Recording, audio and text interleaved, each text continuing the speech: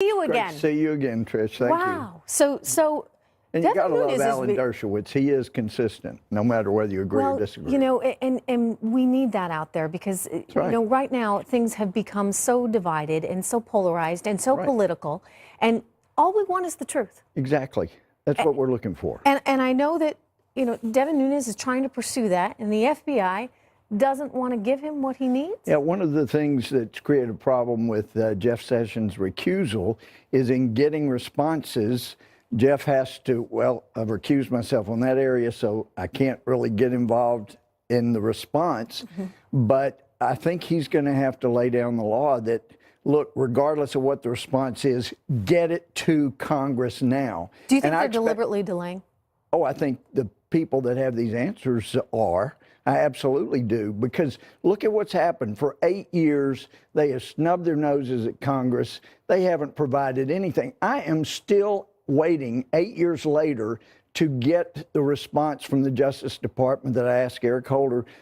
Give me the documents you gave to convicted terrorists in discovery of the Holy Land Foundation trial. Now, to Jeff's credit, he's got people that are getting me the documents. But Holder was saying, well, there may be issues of confidentiality. I said, you gave them to the terrorists. I think you can give them to members of Congress. So that's the kind of problem we've had for 8 years. It's getting better, but we're not there yet. And we have got to have answers on this. Let me, you know, the big question and the big concern is that the FBI might have used that dossier. Exactly. Not only that, Trish, but also, don't forget, they probably used the meeting between Don Trump Jr.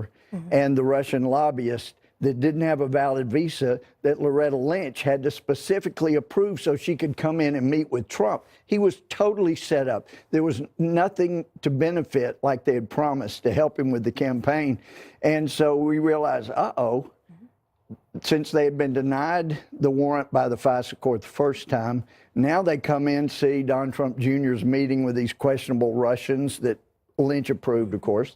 And then you've got this dossier. This is too much. I think they use both, but we got to see. We need the answers to know. Congressman, I'm amazed by that because I got to tell you, you know, this thing was floating out there.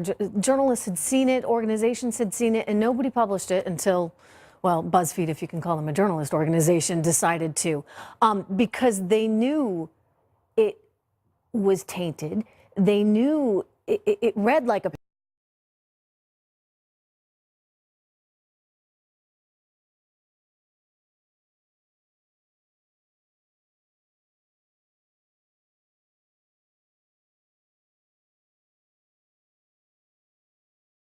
piece of fiction if you read the whole thing. And so any credible person would look at that and say, well, I got to take this one with a grain of salt.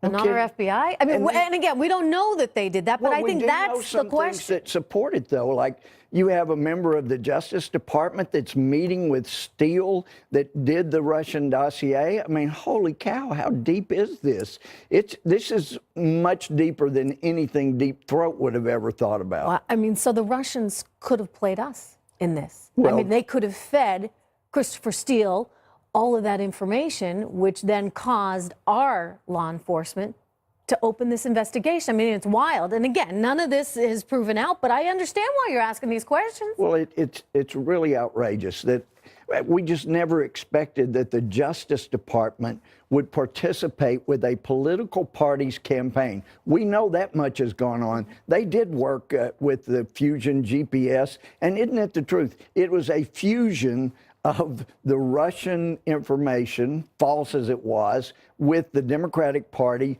with the Justice Department. They did fuse all these things together. So Fusion GPS's name is appropriate, but we've got to get answers. And I think at this time, even though he's recused on some of the stuff, he can still, the AG can still come in and say, I don't care what the answers are. Get them to Congress now.